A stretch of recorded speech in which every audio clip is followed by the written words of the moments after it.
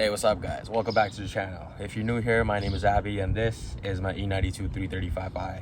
So I wanted to make a cold start video of how the car sounds before I go full bolt-ons.